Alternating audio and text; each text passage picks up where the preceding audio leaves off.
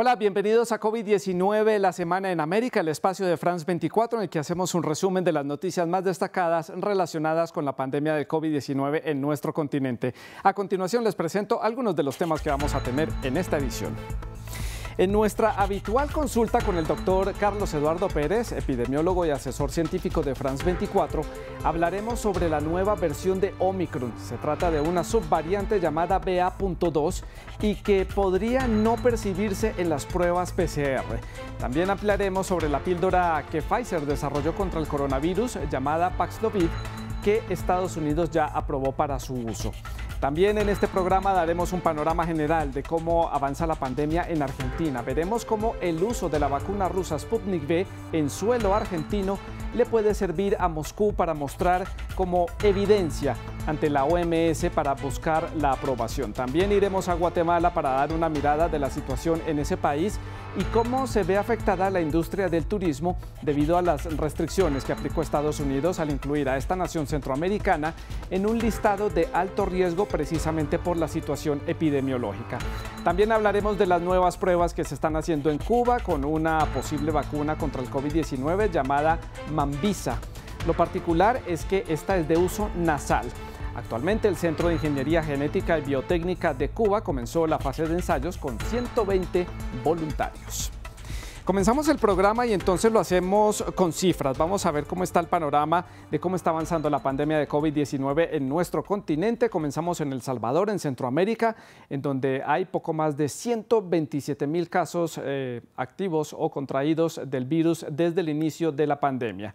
De ellos, casi 3.900 personas ya han fallecido debido al COVID-19 en este país. Vamos a Colombia, allí ya suman 5,8 millones de diagnósticos positivos y más de 133,000 personas han fallecido de COVID-19 en ese país.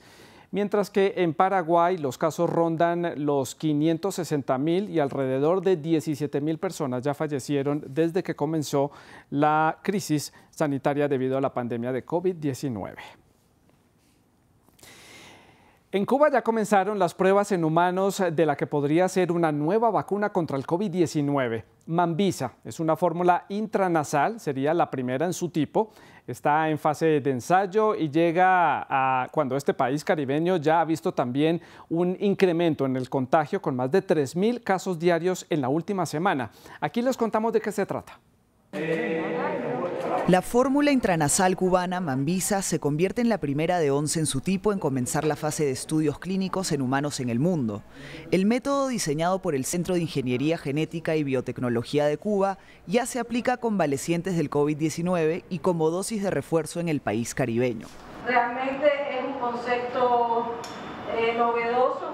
Esta vacuna se administra por la vía intranasal, es la vía por donde penetra el virus. Es la primera barrera del sistema inmune. Además de Mambisa, Cuba ha desarrollado 3 vacunas contra el COVID-19, la Abdala, la Soberana 2 y Soberana Plus, que según estudios no verificados por expertos externos, tienen una eficacia de más del 90%. Las autoridades sanitarias afirman que cerca del 88% de la población total de Cuba, que cuenta con más de 11,2 millones de habitantes, ya fue inoculada con las 3 dosis de estas vacunas, es decir, con el esquema completo. La jefa del Departamento de Comunicación del Ministerio de Salud considera que han podido controlar la variante Omicron, de rápida propagación. Las vacunas cubanas mostraron efectividad en el control del pico pandémico Delta y en la actualidad la campaña de dosis de refuerzo ha logrado que el pico pandémico Omicron haya tenido una intensidad menor que en otros países. Sin embargo, esas fórmulas aún no han sido reconocidas por la Organización Mundial de la Salud, aunque han recibido la autorización de uso de emergencia. Se aplica en países como Venezuela, Nicaragua, Irán, Vietnam y se está negociando su envío con 15 naciones más, todas de bajos ingresos. Los invito para que demos una mirada general a Argentina, país en donde hay debate en torno al regreso a las clases presenciales y en donde la experiencia en este país con el uso de la vacuna Sputnik V podría servir de evidencia de su efectividad ante la OMS. Desde allí, desde Argentina, nos conectamos con Natalio Cosoy, nuestro corresponsal. Hola, Natalio. Y bueno, comienzo entonces preguntándole por el panorama general de cómo está la situación en Argentina, el avance de la variante Omicron, vacunación y personas contagiadas y fallecidas. Enero es mes de vacaciones en Argentina y todos tenían mucha expectativa de poder disfrutar después de tantos meses y meses de pandemia, pero llegó, como en todo el mundo, la variante Omicron y esos planes muchas veces se fueron por tierra. Muchísima gente empezó a contagiarse. Es muy difícil no conocer a alguna persona que esté en este momento con COVID, haya pasado COVID. Es un pico muy alto, los casos crecieron muy rápidamente, muchos días de 100.000 o más casos con una altísima positividad sobre los testeos. Empezó a haber una especie de estabilización o una bajada incluso en el número de casos. También han crecido ahora, después de tantas semanas de alto número de casos, el número de muertes. De todos modos, el número de fallecidos sigue sin alcanzar lo que había alcanzado en la anterior ola. Lo cierto es que las autoridades, los especialistas dan cuenta de que la vacunación está teniendo efecto en Argentina, pero el número de casos es muy alto todavía todos los días y se está esperando que finalmente empiece a ceder. Hay expectativas de que en las próximas semanas posiblemente empiece a ceder esta ola de COVID-19, sobre todo teniendo en cuenta que hacia fines de febrero, a veces un poco antes, dependiendo de las provincias, comenzarán las clases y el porcentaje de niños de 13 a 17 años con esquema completo de vacunación es bastante más bajo que en el de la población general, que está en torno al 75%, y en el caso de los menores de 3 a 17 años está en torno al 60%. Así que las autoridades están haciendo un esfuerzo muy grande para convencer a los adultos que lleven a los niños y a los adolescentes a vacunarse y a completar esquemas de vacunación. Natalio, también hay varias novedades en torno a las restricciones que siguen vigentes allí en Argentina, pero hay sobre todo cambios en las restricciones para ingresar al país. ¿De qué estamos hablando y qué restricciones se mantienen allí en este país suramericano? Bueno, hay una combinación de medidas, ¿no? Por un lado, exigir y por un lado relajar. La exigencia viene por el lado de lo que muchos llaman pase sanitario, que es solicitar para ciertas actividades la presentación de un esquema de vacunación completo. Esto es bastante fuerte en la provincia de Buenos Aires, donde se suele solicitar, por ejemplo, en restaurantes o en espacios de convocatoria pública, por ejemplo para espectáculos, pero también para viajes de media y larga distancia dentro de la provincia de Buenos Aires. E incluso hay algunas universidades que están empezando a pedir el esquema completo de vacunación o un justificativo de por qué no está completo. Pero también hay relajamientos, se están acortando muchas veces los tiempos en que, por ejemplo, los contactos estrechos tienen que estar aislados, especialmente, por supuesto, si no tienen síntomas, si son personas con vacunación completa y sobre todo con una tercera dosis de refuerzo. También se está relajando, por ejemplo, la exigencia de la entrada al país con testeo para aquellos argentinos y residentes que ya tengan el esquema completo de vacunación. Ellos no van a necesitar a partir de fines de enero realizarse un testeo para COVID-19. Entonces, esto va de la mano. Mayor relajamiento de algunas medidas para aquellos que tienen vacunación completa y algunas dificultades más grandes para aquellos que no han completado sus esquemas de vacunación. Natalio, también destacado esta semana esas afirmaciones y esas declaraciones por parte de la ministra de Salud de Argentina, Carla Bisotti, que dijo que van a seguir estrechando lazos con Rusia porque la experiencia argentina con la vacuna Sputnik V puede servirle a Moscú como una evidencia de efectividad ante organismos internacionales como la OMS o autoridades de otros países. ¿Qué más han dicho en torno a este tema? Esta semana la ministra de Salud argentina, Carla Bisotti, estuvo visitando la Federación Rusa, estuvo en Moscú, estuvo hablando con sus pares allí respecto a estrategias comunes entre ambos países de cara a lo que sigue de la pandemia de COVID-19, cómo se puede trabajar en conjunto. Recordemos algo muy importante, Argentina fue el tercer país después de Rusia y Bielorrusia en aprobar la vacuna rusa Sputnik V, y comenzó a aplicarla a fines de 2020. Fue clave en su estrategia de inoculación en el contexto de la pandemia de COVID-19 esta vacuna, y Argentina ha trabajado siempre en forma muy estrecha con Rusia. De hecho, se había empezado en un momento la fabricación de la vacuna aquí en el país, y Argentina, Carla Bisotti dijo que también el país se propone presentar a la Organización Mundial de la Salud la evidencia que existe en Argentina de eficacia y de seguridad de la vacuna de cara a la aprobación de Sputnik V por parte de la Organización Mundial de la Salud, que todavía no la ha aprobado. Todo esto ocurre apenas días antes de que el presidente Alberto Fernández viaje a Rusia, donde se reunirá con su par en ese país, con Vladimir Putin. Natalio, muchas gracias por este reporte desde Argentina. Natalio Cosoy, nuestro corresponsal en ese país suramericano, dándonos un panorama de lo que está sucediendo allí en torno a la pandemia. Veamos entonces ahora cómo ha avanzado la vacunación en el continente americano. Les presentamos a continuación el porcentaje de la población que ya tiene el esquema de vacunación completo. Veamos a ver cómo están las cifras. Comenzamos en el Caribe, República Dominicana, casi con el 53% de los habitantes ya tiene todas las dosis. Recordemos que las dosis varían dependiendo de la vacuna que haya recibido la persona. En Colombia la estadística es un poco más alta, ya superan el 60%. En cambio, en Chile, que es uno de los pioneros de la vacunación en nuestro continente, ya la cifra supera el 88% de la población con el esquema de vacunación completo. Recordemos que este país es el único de América y el segundo en el mundo que comenzó a aplicar ya una cuarta dosis como refuerzo ante la aparición de la variante Omicron en el mundo. En la última semana, América registró más de 8 millones de contagios por COVID-19, así lo reportó la Organización Panamericana de la Salud, la OPS. Esto representa un aumento del 32% respecto a la semana anterior. Aún así, algunos países están relajando las medidas preventivas, como está ocurriendo, por ejemplo, en Perú, en Ecuador y en Nicaragua. Latinoamérica, la región con la tasa de vacunación más alta del mundo, se estaría acercando a una nueva normalidad. Perú le dice adiós al toque de queda tras más de 22 meses en vigencia.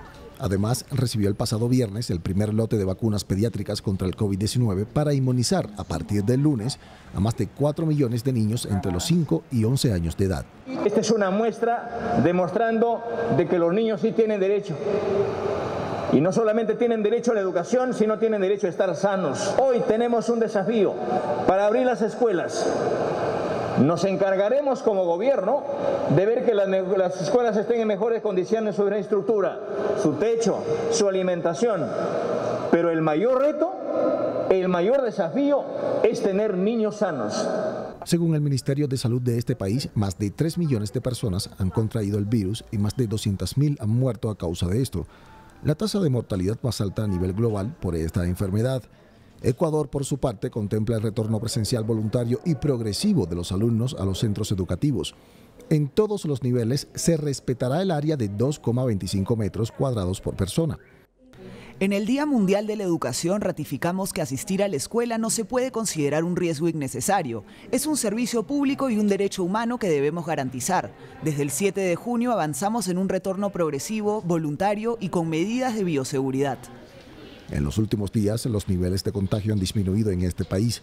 La segunda semana de este mes hubo un pico máximo de más de 47.000 casos, mientras que en la tercera se reportaron poco más de 37.000 infecciones. Entre tanto, más de 1,8 millones de nicaragüenses regresaron a las aulas escolares, bajo el contexto de la pandemia de COVID-19 por tercer año consecutivo.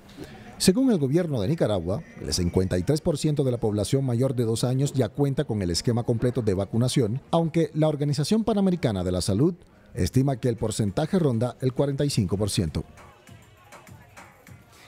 Seguimos con nuestra ronda por diferentes países del continente americano. Vamos a hablar ahora de Guatemala. Allí está avanzando muy lentamente la vacunación, a la vez que intentan reactivar la economía, entre ellas su industria más lucrativa, el turismo, que se ha visto también afectado por las restricciones impuestas por Estados Unidos, que recomendó no viajar a este país centroamericano precisamente por la situación epidemiológica que está presentando.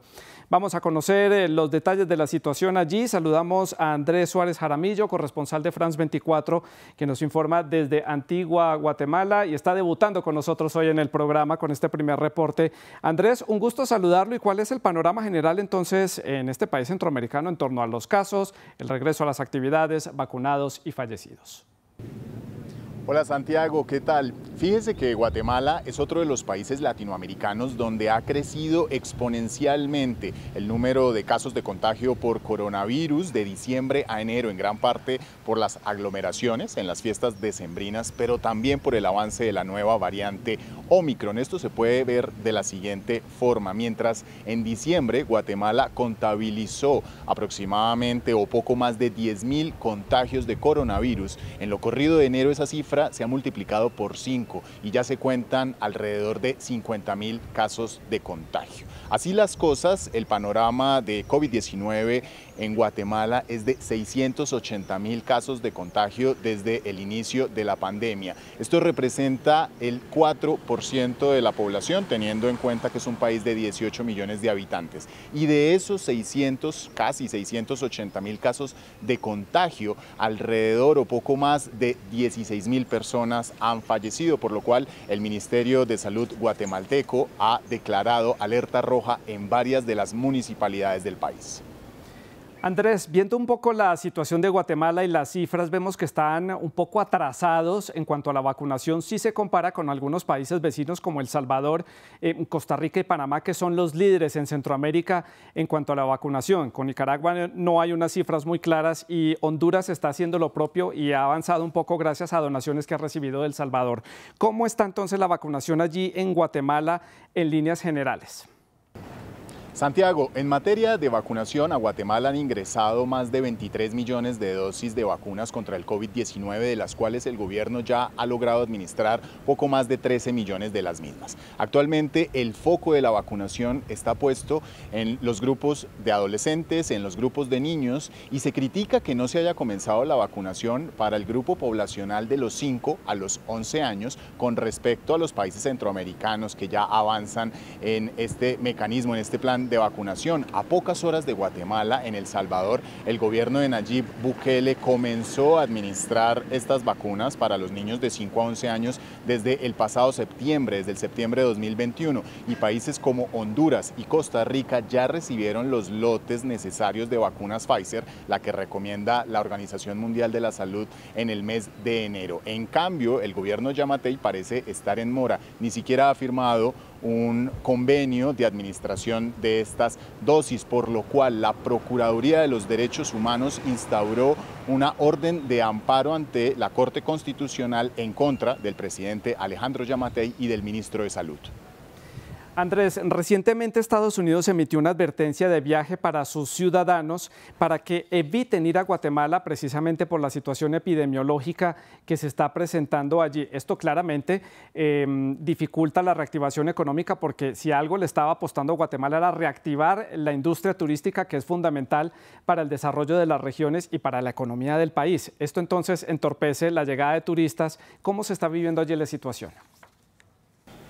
Santiago, la nueva variante Omicron ha sido confirmada por el Laboratorio Nacional de la Salud como la variante predominante en los contagios de COVID-19 en enero y en lo corrido del 2022 aquí en el país centroamericano. Esto ha hecho que el gobierno de los Estados Unidos, a través de la embajada estadounidense en Guatemala, haya ascendido de nivel 2 a nivel 3 la advertencia para los viajeros, pidiéndoles que reconsideren venir al país centroamericano. Y es que recordemos que del total de los viajeros que ingresan internacionalmente para el turismo en Guatemala, el 40% de ellos son estadounidenses, y es evidente a la vista en ciudades como esta, Antigua, o en otros lugares icónicos como Atitlán o las ruinas mayas de Tikal. De manera que para el Instituto Guatemalteco de Turismo se espera que en lo corrido del 2022 y a medida que vayan disminuyendo el número de casos de contagio, se relajen las medidas y sobre todo que el gobierno estadounidense relaje las medidas de viajes para un país tan apetecido por los estadounidenses. Andrés, muchas gracias por este completo reporte desde Guatemala. Era Andrés Suárez Jaramillo, y en la cámara Aurora Bayud reportándonos desde la ciudad de Antigua en Guatemala, hoy debutando en nuestro programa, primera vez que tenemos cubrimiento desde este país centroamericano. Vamos a dejar Centroamérica y nos vamos ahora hasta Estados Unidos. Al menos unas 20.000 personas protestaron en la ciudad de Washington en contra del uso de las mascarillas y la exigencia de un pase de vacunación. La mayoría de los manifestantes tenían pancartas también en respaldo al expresidente Donald Trump, quien reiteradamente cuestionó la eficacia de estas medidas sanitarias para combatir la pandemia de COVID-19. Veamos. Con banderas y pancartas, miles de personas de todas partes de Estados Unidos se manifestaron en contra del uso de las mascarillas y el pase de vacuna obligatorio. La marcha Defeat the Mandates empezó en la base del Washington Monument y llegó hasta el Lincoln Memorial. Estoy marchando porque estoy completamente en contra de los mandatos. Creo que no son éticos, creo que son ineficaces y creo que son anticonstitucionales. Vivo en los Estados Unidos de América. Este es un país libre. Deberíamos ser libres de decir lo que queremos y lo que no queremos, especialmente en nuestros cuerpos. El otoño pasado, el presidente de Estados Unidos emitió una orden que exigía que unos 3,5 millones de trabajadores del gobierno se vacunaran antes del 22 de noviembre, salvo una excepción religiosa o médica. De lo contrario, enfrentarían disciplina o despido, pero los jueces bloquearon la medida. El 13 de enero, la Corte Suprema de este país anuló el mandato de vacunación o prueba de COVID para los empleados de empresas que tengan más de 100 empleados, más no para el personal de los centros de salud, donde trabajan unas 17 millones de personas.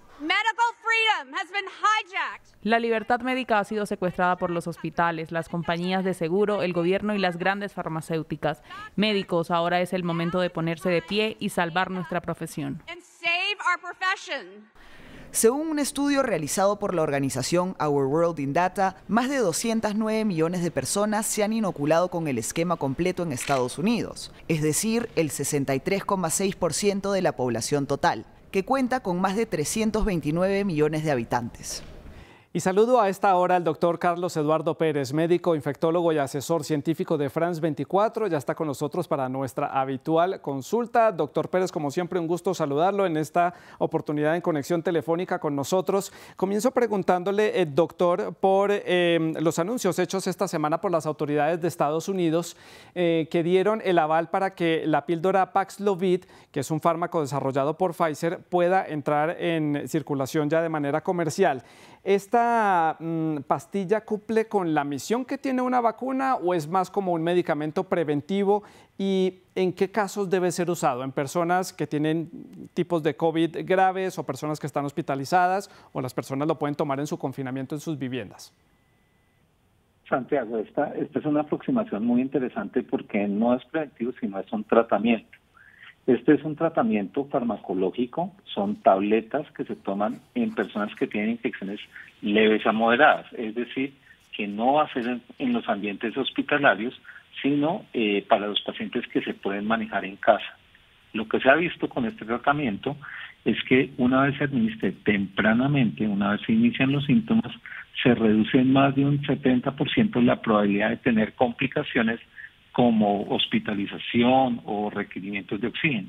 Entonces hace parte de estas herramientas que necesitamos para bloquear el virus y poder tratar a los pacientes tempranamente.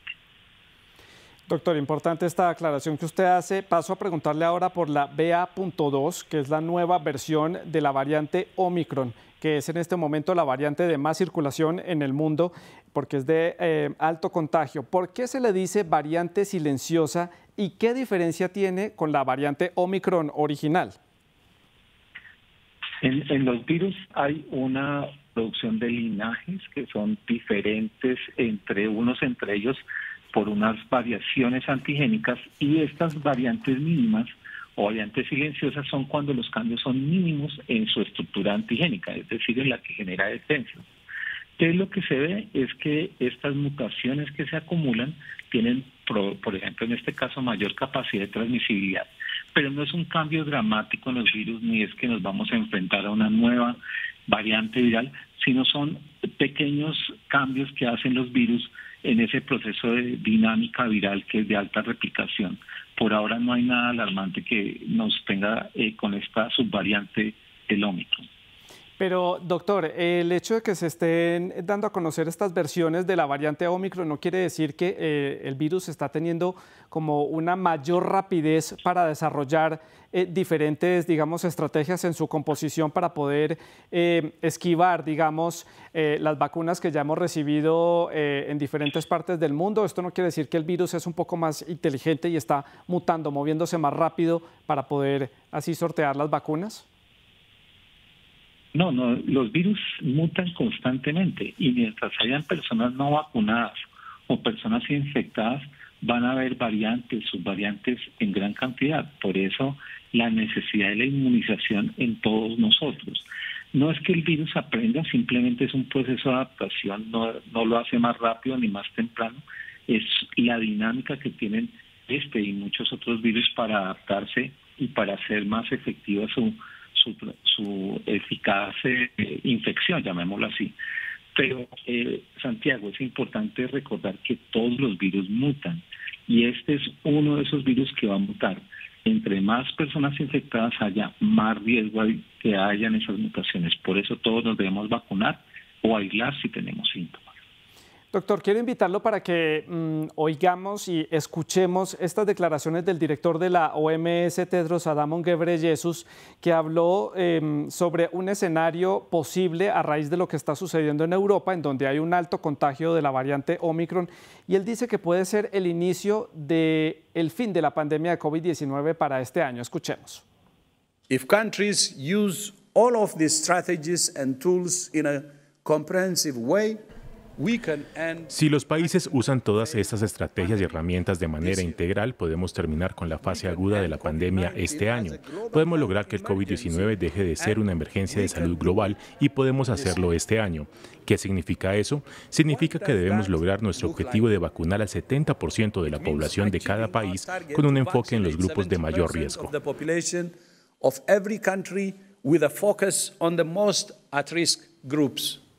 Doctor Pérez, quiero conocer su opinión sobre estas declaraciones. ¿Un plan muy ambicioso, tal vez un poco precipitado por parte de la OMS? Yo creo que la directriz es clara en que tenemos que vacunar más del 70%, no un país, no una región, sino el planeta, que es lo que el primer llamado. Lo segundo, ya sabemos que cuando las personas están vacunadas y se infectan por COVID, tienen una inmunidad mucho más prolongada. Como este contagio ha sido tan masivo con la variante Omicron, pero tenemos gran cantidad de personas vacunadas, es probable que en el segundo semestre de este año haya una inmunidad que nos proteja y que nos permita evitar esta propagación tan masiva y revacunarnos frecuentemente para controlarlo y volver esta pandemia una endemia. Yo creo que sí es un mensaje claro, esperanzador, pero va a dar parte de una premisa. Se debe vacunar, no una región, no un país, sino todos debemos vacunarnos y con esta, digamos, masiva infección por COVID, pues vamos a tener la posibilidad de salir de esto más pronto de lo que creemos. Esperemos que así sea, doctor. Muchas gracias, doctor Pérez, por estar con nosotros, acompañarnos en el programa de hoy y hacer esta explicación y aclaraciones para la audiencia de France 24. Muchas gracias. Bueno, brevemente les presentamos otras noticias destacadas de la semana en nuestro continente. Les cuento rápidamente que la Autoridad Sanitaria de Medicamentos de Colombia, el INVIMA, recomendó aprobar el uso de la píldora Molnupiravir, desarrollada por la farmacéutica Merck. Solo podrá usarse en adultos no vacunados con algún factor de riesgo y que tengan síntomas leves o moderados. Pasamos ahora a Puerto Rico. Ahora todos los funcionarios del gobierno central e incluso los contratistas deberán tener las dosis de refuerzo. Hasta el 28 de febrero tendrán plazo para completar su esquema de vacunación. Y vamos a finalizar en el sur del continente, en Uruguay. Allí los estudiantes y docentes que hayan tenido algún contacto de riesgo y no presenten síntomas ya no tendrán que quedarse en su casa aislados. Podrán continuar con las clases presenciales que serán retomadas a partir del mes de marzo, una vez termine el ciclo de vacaciones de verano allí en este país suramericano. No muy lejos de allí, en Brasil, están registrando los niveles más altos de contagios por COVID-19 desde el inicio de la emergencia sanitaria. En la última semana, el país superó en múltiples ocasiones los 200.000 casos en solamente un día, la cifra más alta reportada hasta ahora.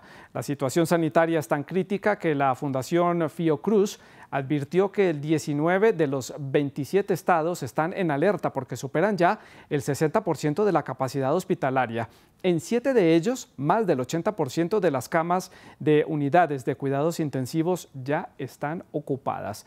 La situación es todavía más crítica en el Distrito Federal, en Brasilia, en donde la hospitalización está completamente al límite.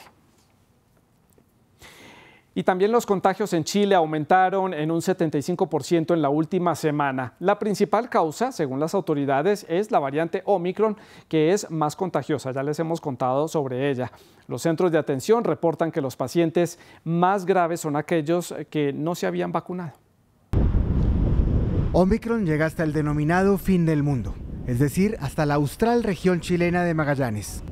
A pesar de ser uno de los lugares más remotos del planeta con una densidad poblacional muy baja, esta región registra una tasa de positividad por encima del 18%, una de las más altas del país, que está registrando más de 20.000 casos diarios, más del doble de lo que pronosticaba el gobierno.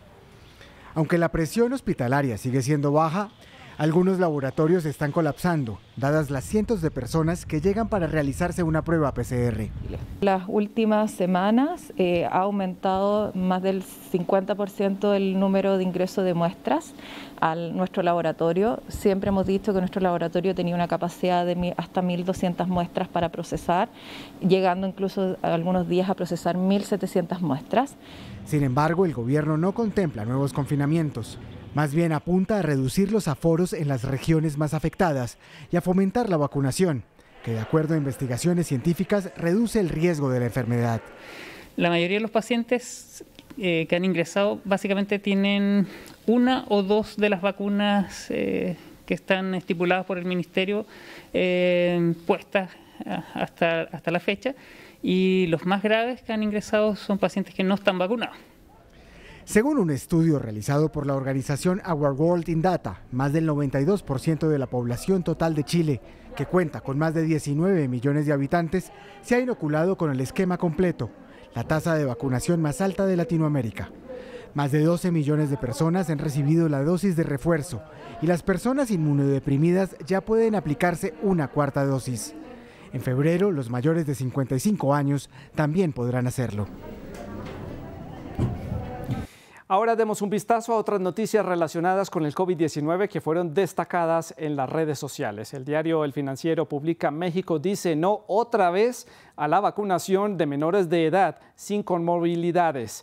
La controversia en ese país vuelve a estar sobre la mesa, pero la Secretaría de Salud de México indicó que el Plan Nacional de Vacunación mexicano sigue todas las pautas de la OMS que dan prioridad a 4 grupos de prioridad, entre los que no están precisamente los menores de edad.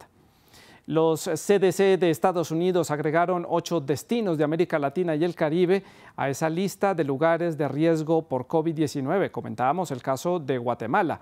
Esta agencia gubernamental afirmó que dichos lugares o regiones representan un riesgo muy alto de contagio.